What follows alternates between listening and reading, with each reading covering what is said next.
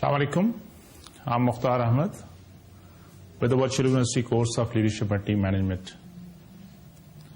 Ladies and gentlemen, today we'll be starting our lecture number 24. During last lecture, I tried to discuss with you very important topic, the communication. The role of communication in this leadership process. I explained to you the basic model, the basic communication process, where we have senders and receiver. Sender can have an idea. Based on the perception, he or she can encode that idea in the form of message, and then that message will go through a medium to the receiver end. Receiver receive that message, they decode it, and based on their perception, they will interpret that message. And they might give the feedback to sender, and that is how this whole process of communication takes place. And we can have the verbal communication, and we can have the non-verbal communication. We can have formal communication, we can have informal communication. And of course, there are barriers to this communication process too. There is noise too, which can distort, which can reduce, which can affect the communication process. So ladies and gentlemen, unless you have very good communication skills, you cannot become a good leader, good manager, an effective team leader. To become a good leader, an effective leader, it is very essential that an effective leader also be an effective communicator. Unless you communicate, how can you influence people? How can you influence your followers? And as a leader, you need to be an effective communicator. And of course, to be an effective, the leader must synchronize the verbal and non-verbal behavior. And most important thing is it is a dialogue between leader and follower. It should be both-way communication. So for effective communication, you should also be an effective listener. You should also be an effective kind of communicator that both parties, they can understand what leader or what sender intend to communicate. The receiver or the follower need to understand the same in the same spirit. For this effective communication, one need to understand different cultural and other aspect of this whole communication process. So that was the topic of my lecture during lecture number 23. And if you remember, I promised that I'm going to review today in this lecture number 24 whatever we have covered so far in last 23 lectures. Seemed difficult, but I hope you're ready. You have done your homework. You have gone through those lectures, so that today we should have a review and get those few concepts, even if they are yet not clear, get them clear and move forward. So we started this subject, very important subject, leadership and team management, offered by Virtual University. And this whole subject was divided into two main aspects, the leadership and the team. And so far, our focus was mainly to the leadership. So this leadership was started from the place where this leadership will take place. We call it organization. And what is the organization? And what were the characteristics we discussed, which are essential part of this organization? So there were three important characteristics. Number one, this organization have a reason, a distinct purpose. And of course, it is deliberately structured. They have different departments, different sections. And very important input or resource an organization can have the people, including leader, including followers, and all those people working in the organization. So our main focus was people, the key to success. Especially remember that I spoke with you, I discussed with you, that it used to be that other factors like maybe technology, maybe the money, financial purpose issues, maybe some other inputs or resources of any organization were known to be very important. Of course, they are very important resources. Without them, we cannot achieve anything. But still, if you are comparing which one has the main edge on any organization performance, so it was just figured out. It was after research, after so much studies, it was concluded that the main resources which any organization can have, which can really create a difference, are the people. Because if you're looking at the organization are meant for certain reason, with certain objectives. Either they provide services or they produce some products. Right? So with input, a very simple process, you can have process and you can have the output. Now with the same input, the process, based on process, you can have different type of outputs. And that is how you determine the efficiency and effectiveness. Right? So ladies and gentlemen, the point is that with same kind of inputs now people can have, with same kind of technology each organization can have, the same kind of financial resources they can arrange, plus minus, yes, of course there, then how come the output is different? So the point is again, the people in this conversion process, they are playing the main role. That can make the difference of output. And that is how one organization can be effective organization, while another is not effective, ineffective, right? Coming back to the leadership subject, when we try to understand this leadership process, or what are leaders, what is leadership? So leaders are basically individuals, and leadership is a process. And so while discussing this leadership, we agreed that there is no universally agreed upon definition. And if you remember, in that particular lecture, I suggested go back home, just enter leadership, and search on a computer with any search engine. Maybe you use Google's or something else, and you will find millions of definitions, millions of those pages with this only one word, leadership. But basically, leadership involves influence, influencing the attitude, the beliefs, the behavior, the feeling of the followers of the people.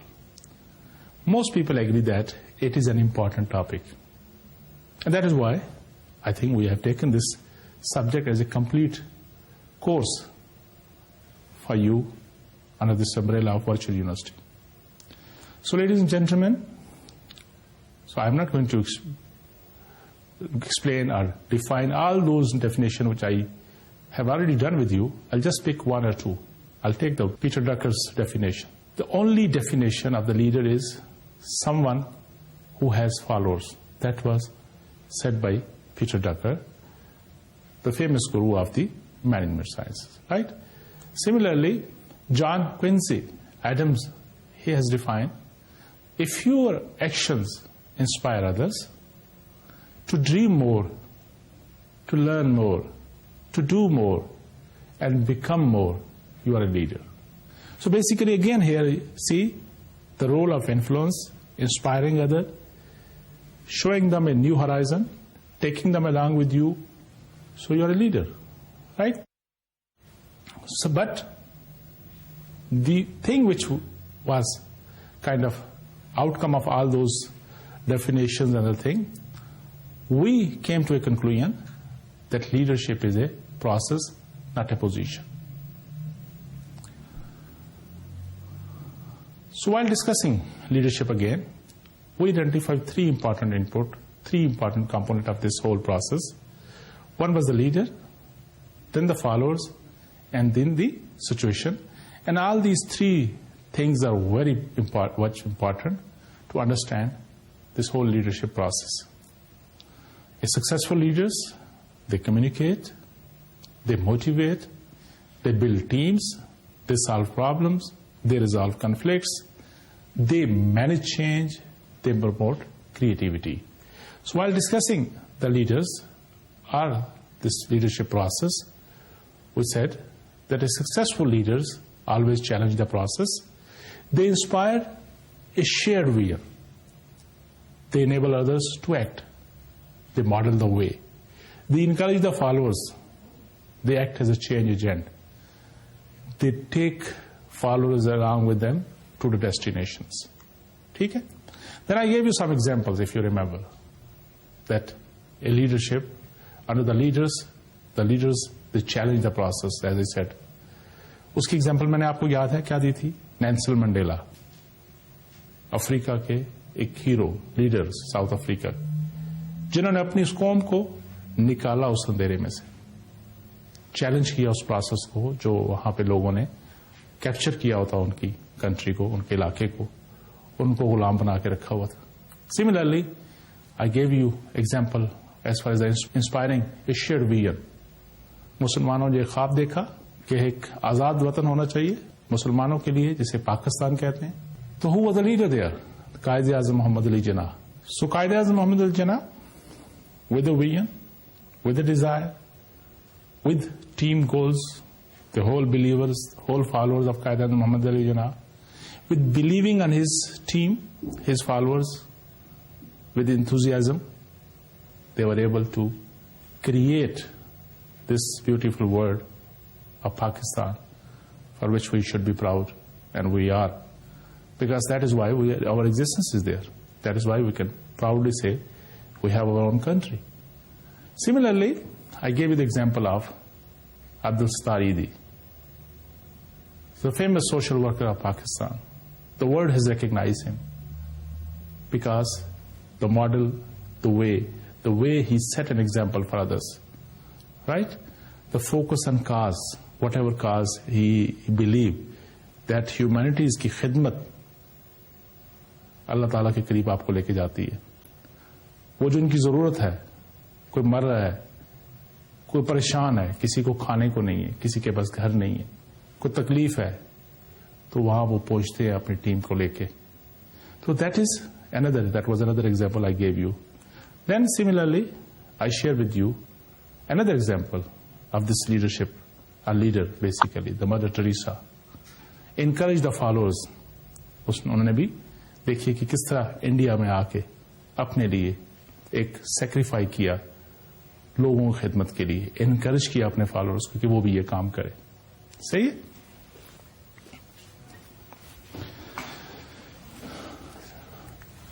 Similarly, if you recall, I gave you for the change agent example of Sir Syed Ahmad Khan. वो जो पाकिस्तान बना, उसकी बुनियाद रखने वालों में से इनका भी रोल है. उन्होंने एक चेंज एजेंट का काम किया. देखा कि तालीम के बगैर कौम तरक्की नहीं कर सकती. And I believe we are still there today. We still have to act in the same way. Still we have to work in Pakistan for education, cause of the education. That without education, we cannot sustain our survival. If we want to live the prosper life, for all our issues, I believe that the solution is in education and education only. Not because I am involved in this profession. That is the ground reality. So Sir Syed Ahmad Khan acted as change agent. Visionary थे, reformers थे, commitment के साथ उन्होंने काम किया. और देखें कि अलीगढ़ यूनिवर्सिटी की शक्ल में एक अदारा बना जिसने बुनियाद रखी मुसलमानों की उस डेवलपमेंट में, उस तरक्की में, जिसकी वजह से वो आज एक प्रॉस्पर लाइफ, एक रिस्पेक्टेबल लाइफ अपने वतन पाकिस्तान के अंदर गुजार रहे हैं. So Qaeda-Azam was the big example for us if we want to understand the process of leadership or the role of leaders. So do you think that we need leaders? And why do we need leaders? If you remember, I gave you the example that consider how life would be different without leaderships. Families को ले लीजिए. Education को ले लीजिए, business को ले लीजिए, service association को ले लीजिए, टीम को ले लीजिए. वो टीम कैसे खेलेगी जिसके यहाँ कोई कप्तान नहीं होगा? फॉर दैट पर्पज कंट्रीज को ले लीजिए. पाकिस्तान में अंदर अगर आपका लीडर नहीं है, उस वक्त कोई हेड नहीं है, इंस्टीट्यूशन नहीं है, हेड ऑफ द कंट्री नहीं है, तो फिर पाकिस्तान का क्या हाल हो? किसी भी कंट्री फॉर दैट पर्पज. और दुनिया में अगर अच्छी लीडरशिप नहीं है तो दुनिया का क्या हाल होगा? And that example is there with us. And I give you the example. See that in our religion even it said कि जब कभी बाहर जाओ, इकट्ठे एक से ज्यादा लोग इकट्ठे हों, तो अपने आप में से किसी को अमीर बना लिया जाए. तो ये इसके अंदर कोई बहुत बड़ी लॉजिक है, इसीलिए हमें कहा गया कि ऐसे करें.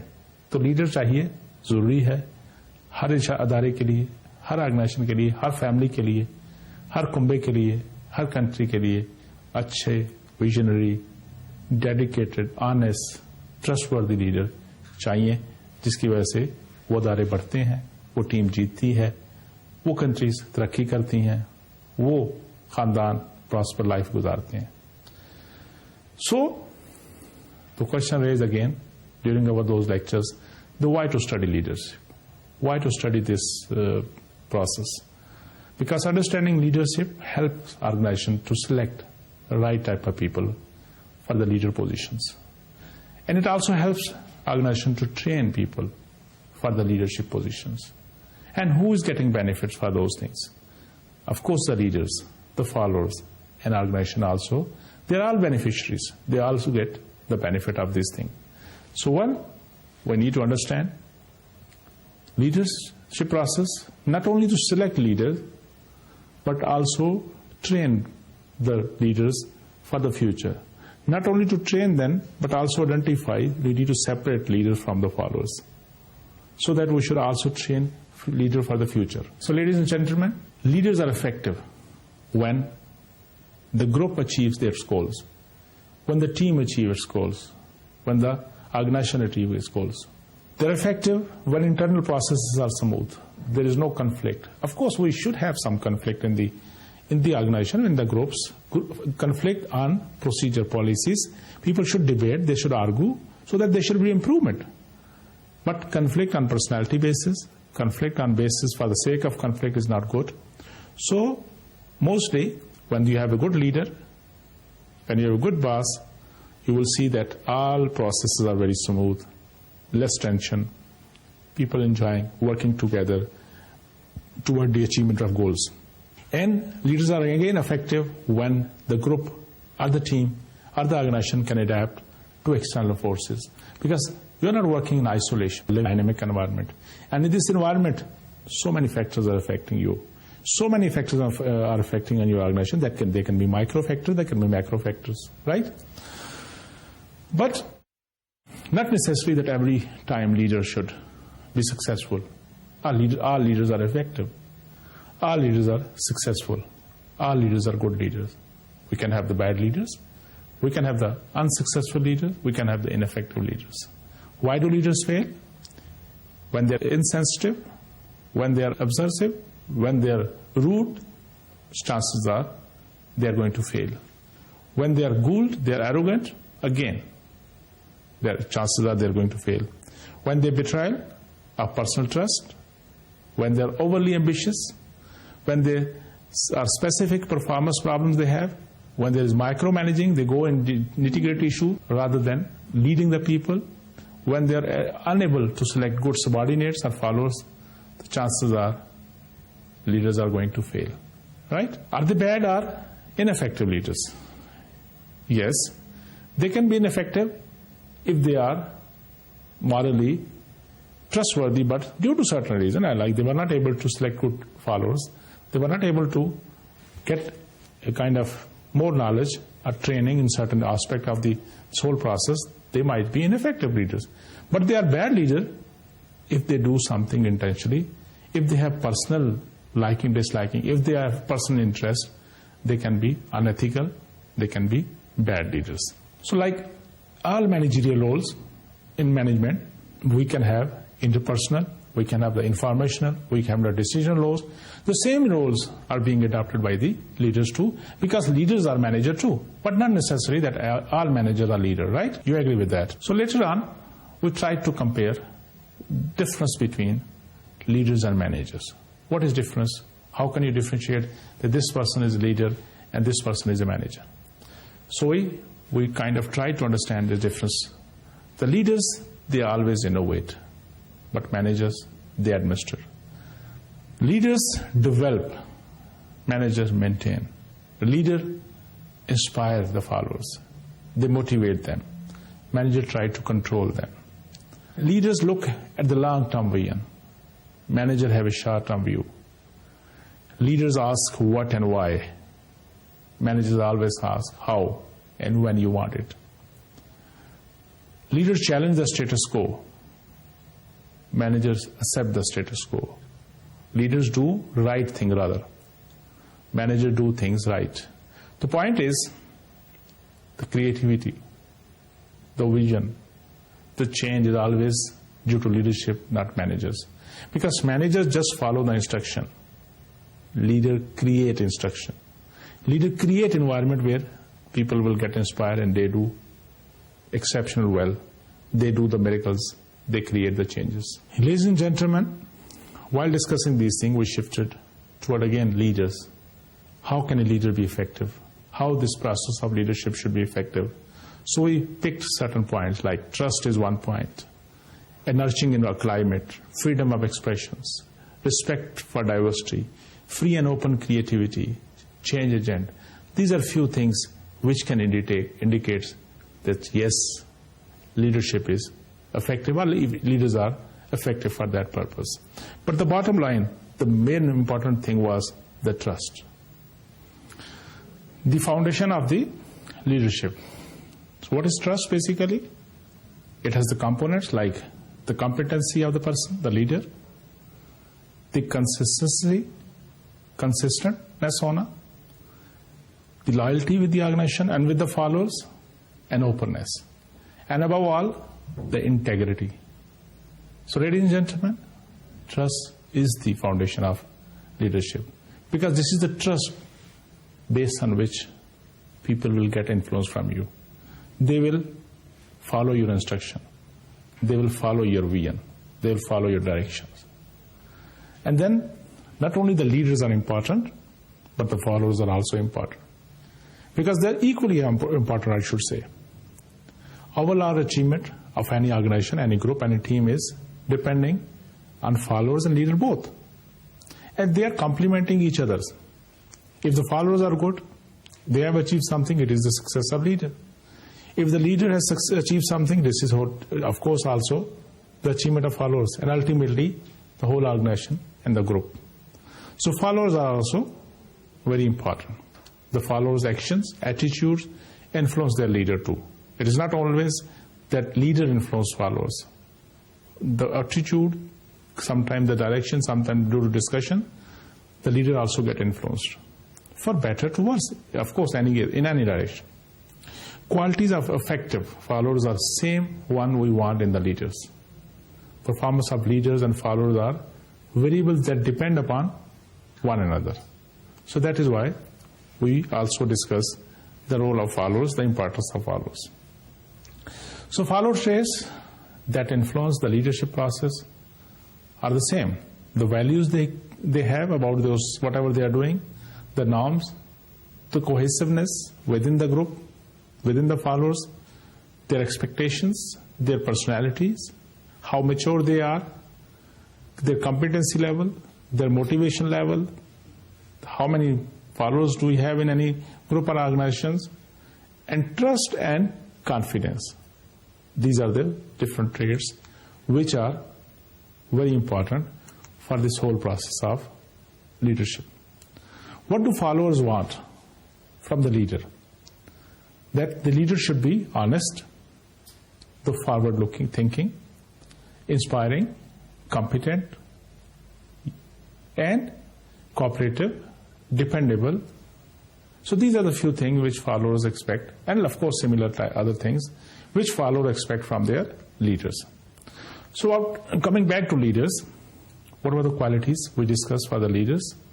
That leaders have the vision, and that vision they transform into followers.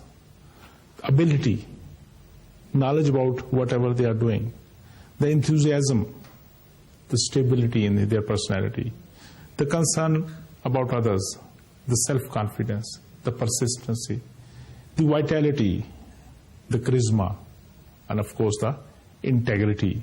These are a few of those qualities which are very essential for leaders to be effective, for the leader to be good leaders. So while discussing the leadership, as I said earlier, we focus on three components: the leaders, the followers, and the situation. So all three things are very important. The same leader with the same followers, if the situation is changed, the whole process might change. The same situation, the same followers, but if your leader change, still you can have the different result.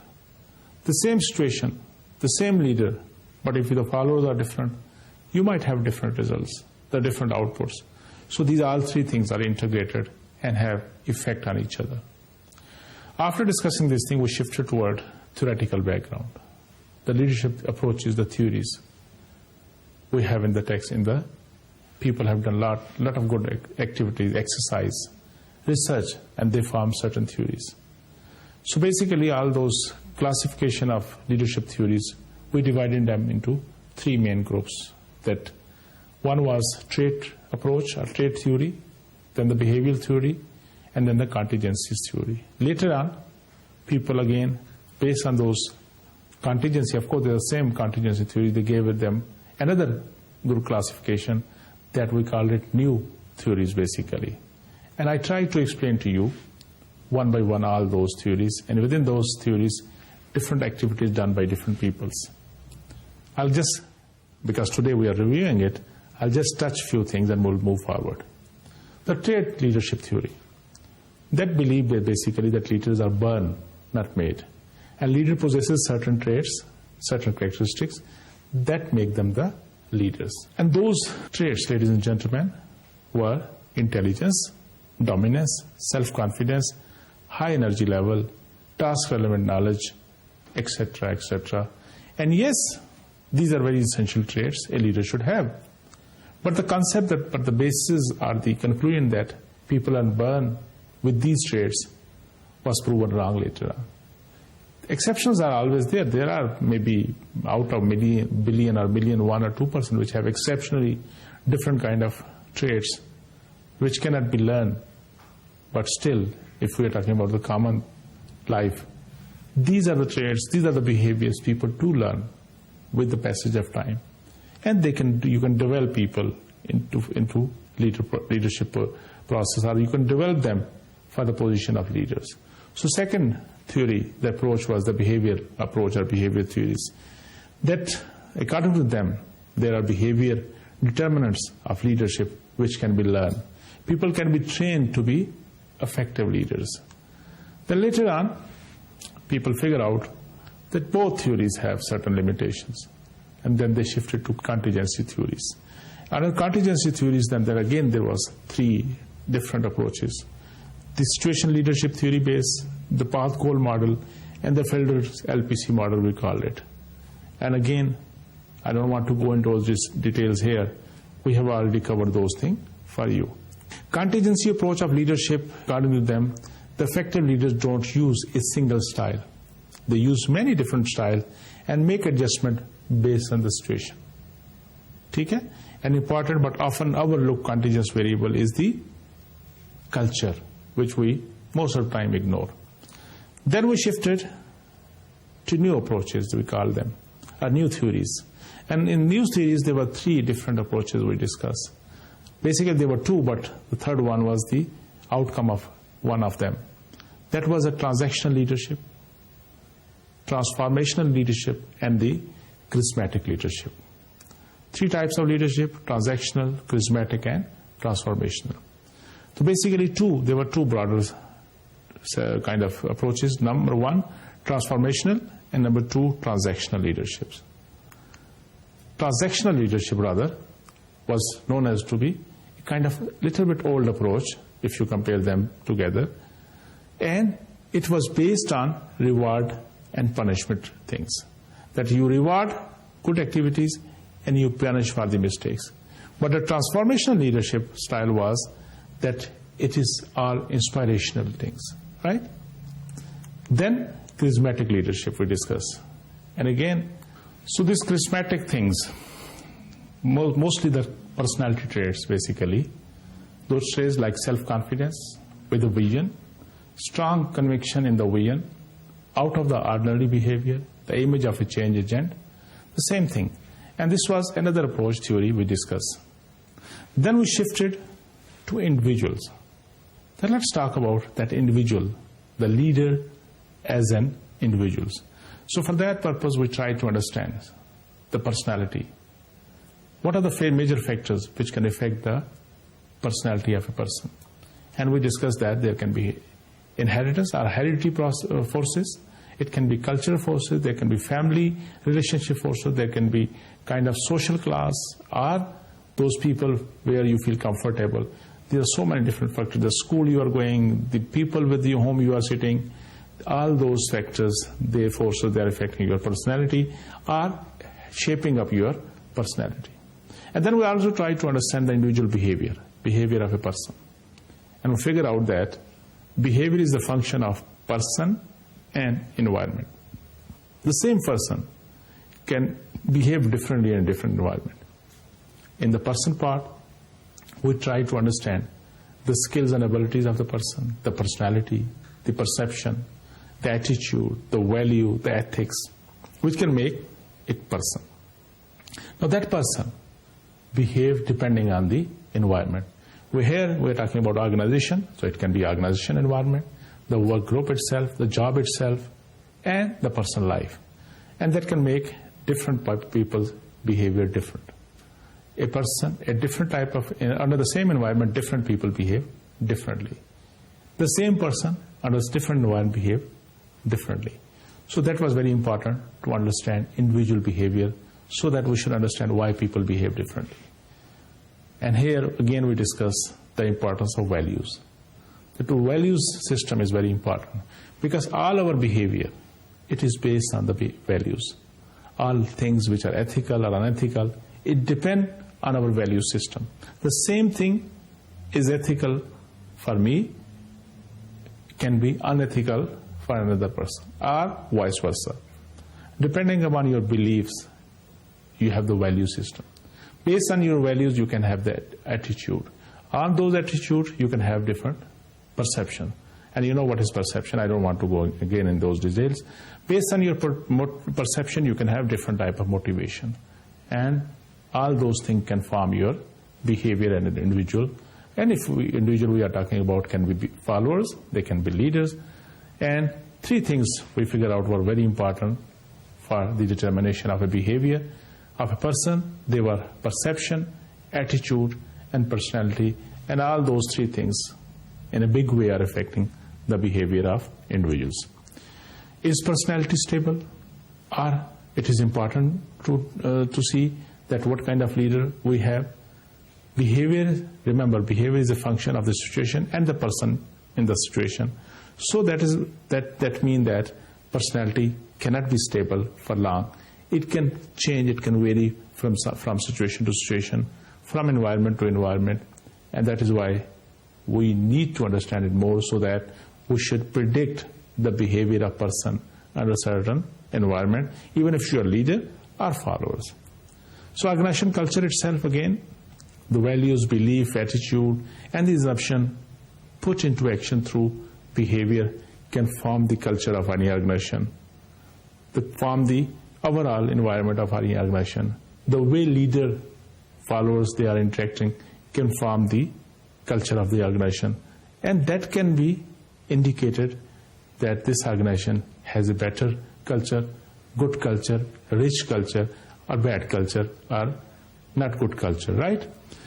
Then we discussed the big 5 model of personalities, where we discussed those extroversions, emotional stability, openness to experience, agreeableness, and so on. Different 5 models we discussed. Later on, I also discussed with you a very important indicator study that we call it Myers-Briggs type indicator, where this daughter mother, they were together and they found a kind of indicator studies that there are 4 type of major categories, and then they each have 2 subcategories which can help you to figure out the personality of a person. And according to them, there was 2 subcategories like extroversion, introversion, then sensing and intuition, then thinking and feeling, judging and perceiving. Based on this they kind of identify 16 different types of personalities. And if you remember, I gave you an exercise that why don't you sit and try to understand your own personality. And I believe you must have done those things, and now you should be very clear what type of personality you have, so that later on, when you're deciding about your career, when you're deciding about your kind of future jobs, you should be clear, is this matching with your personality type? Because each person cannot do everything. One person can be a good leader in certain organization, in certain type of work, another might not be good in that particular. He or she might be a very good leader in some other environment, some other organization. So let's say that this might not be your cup of tea, or this might be your cup of tea. That was the point I was trying to create, that you need to understand, identify your own personality type, and each one of us should do it, so that we should be clear while making our decision for the future.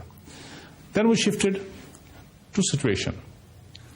We discussed earlier as leader, the followers, and then the third part was the situation.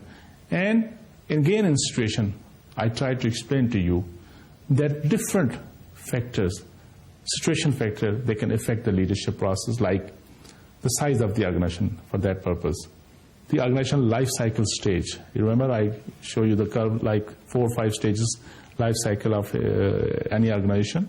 And of course, depending on the time, each stage, at each level of those lifestyle, you can have different type of leadership process. The priorities are different. The people are in different mindset, so different type of leadership process you can observe.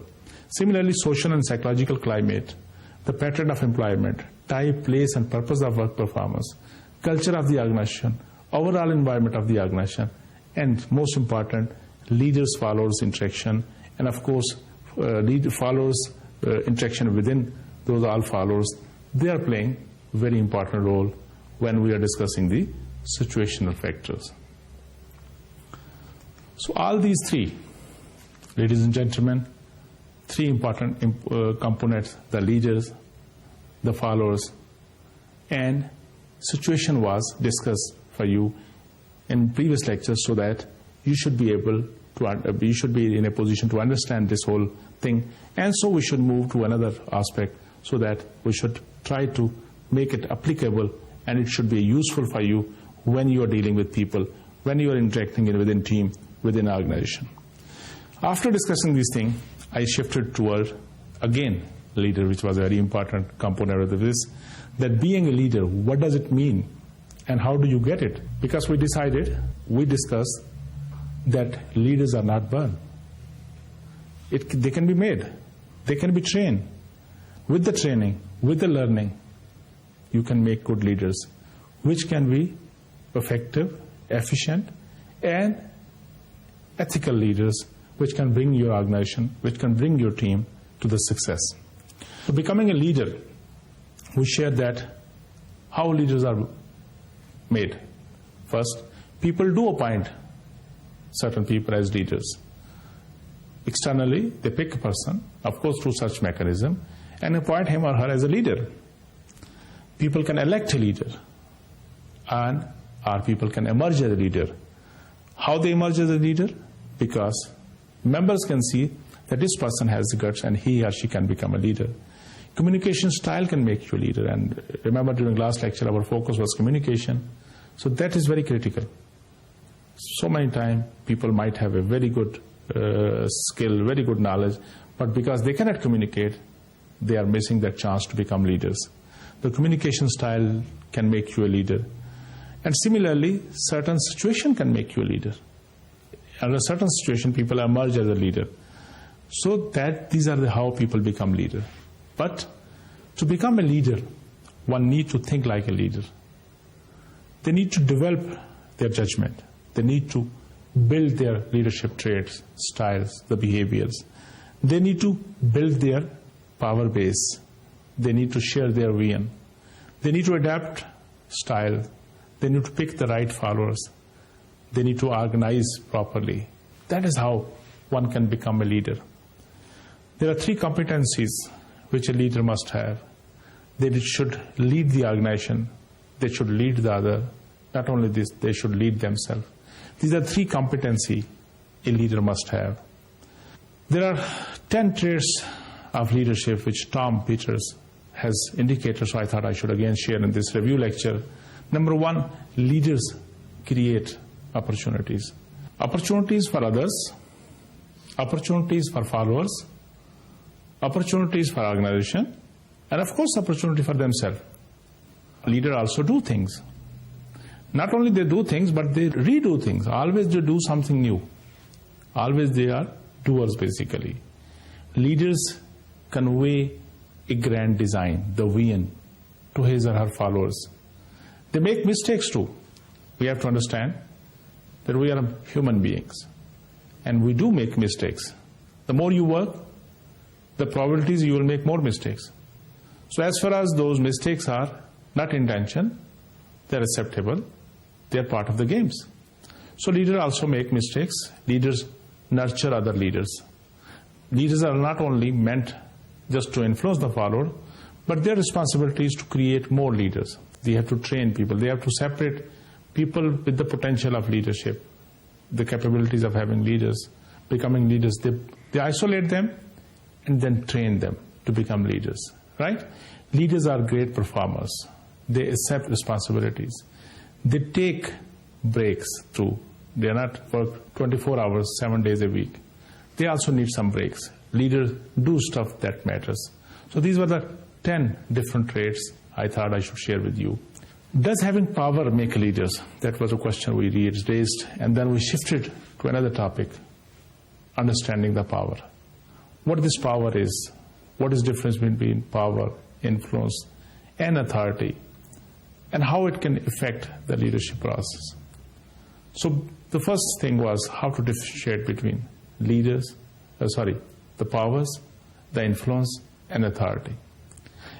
Power is the ability to influence the other person. Power is the ability to influence the behavior of other people, the attitude of other people. And what about influence is the process of affecting the thoughts, the behavior, the feelings, or attitude of other persons. And what about authority? Authority is the legitimate power to influence others. It is a right to influence another person. The legitimate power is known as authority. While discussing the power, we also discussed that dependency is the key to power. How much one person is depending on another person. The more he or she is depending on another person, the more he is under or she is under influence of that person. So dependency is the key to power. Okay? So while discussing the basis of power, the sources of power, we discussed that there are broader 2 types of powers. Number 1 is the positional power.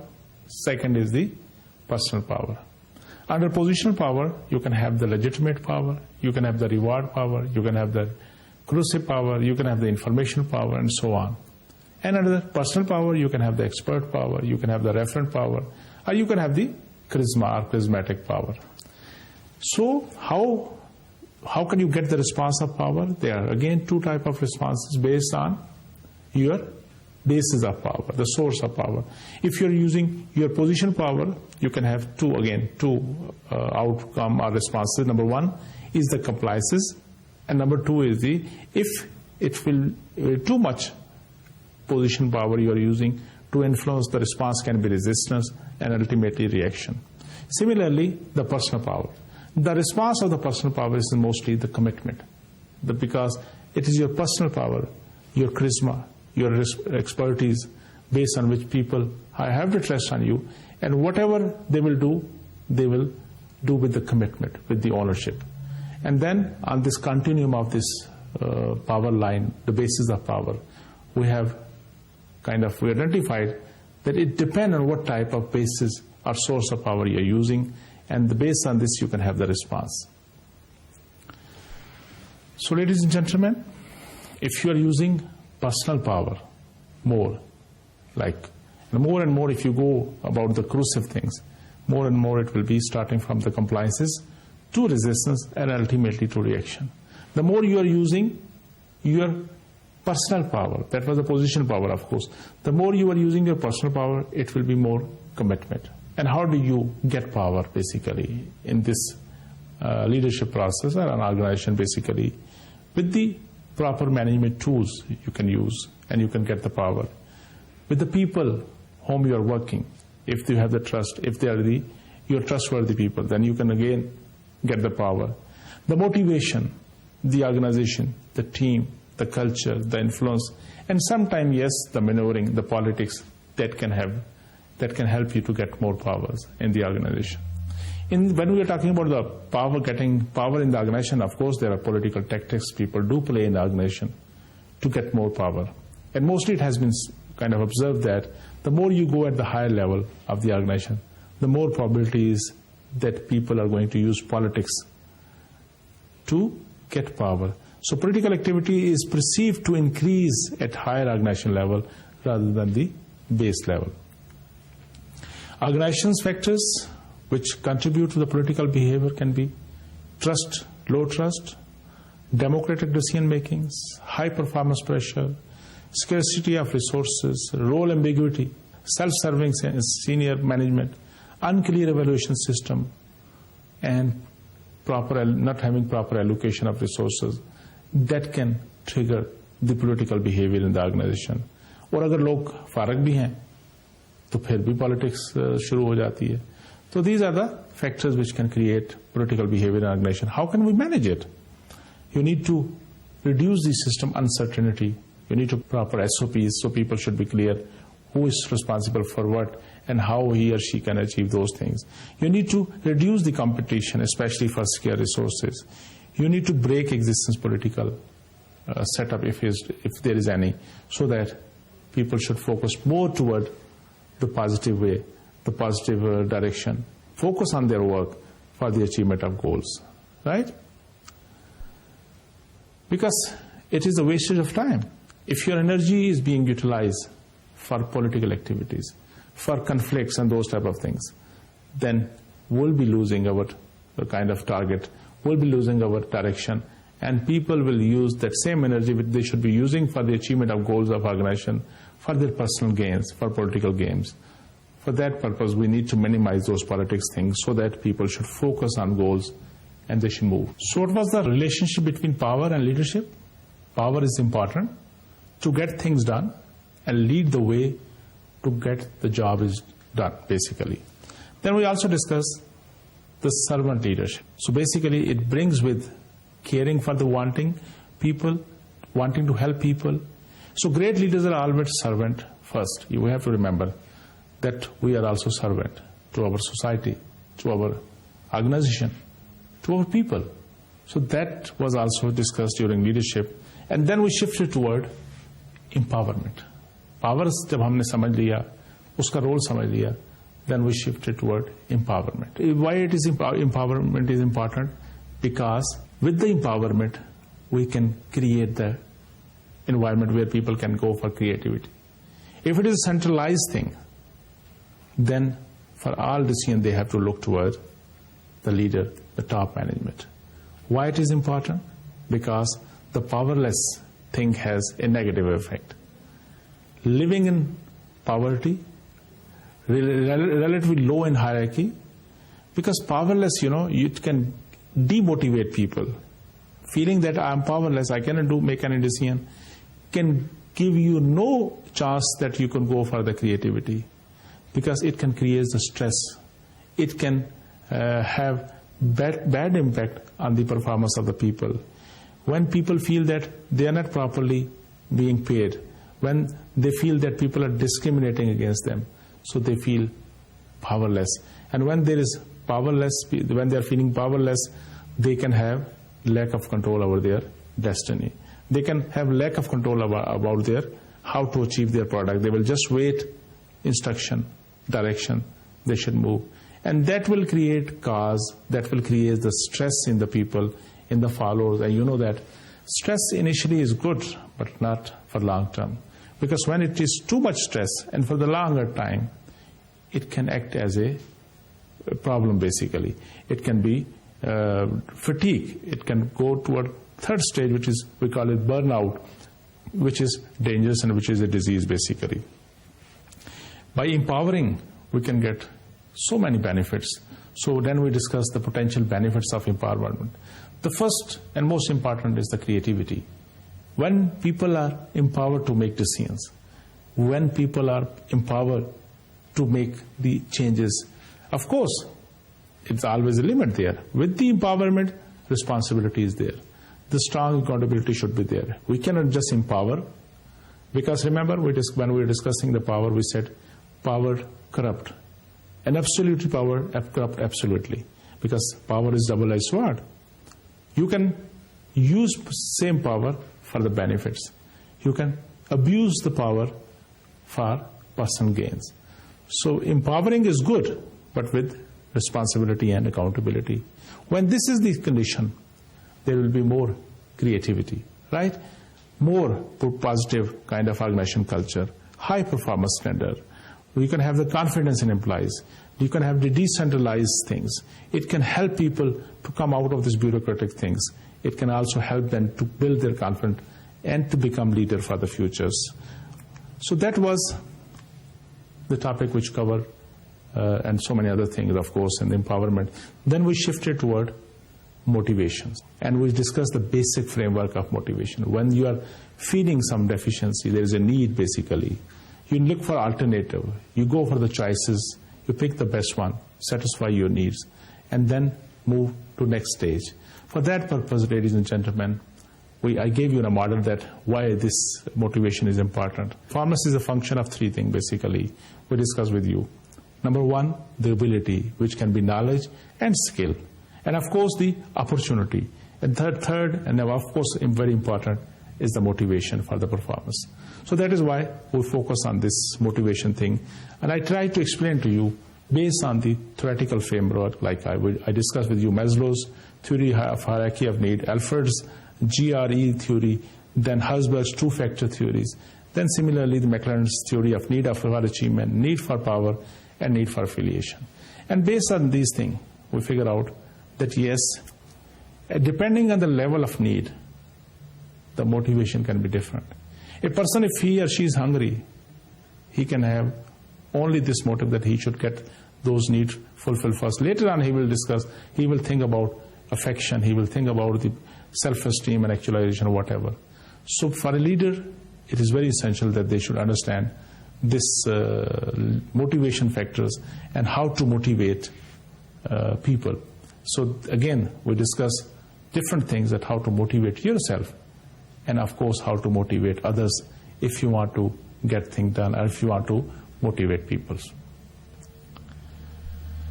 During motivation, ladies and gentlemen, I also discussed with you about the money, the factor of money as motivator. Can pay generate motivation? Can pay maintain motivation?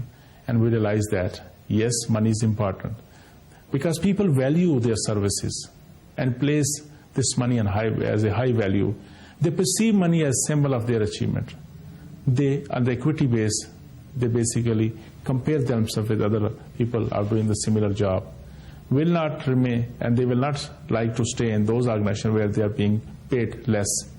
And it is kind of self-confident, with which people feel that, okay, I'm getting this much, so it means I am in a higher position. And through this, they can know their abilities and limitation. But remember, this is not the only factor which can affect your motivation. Yes, this is one of the important things because it can satisfy your so many other needs. Through money, you can satisfy your other needs too.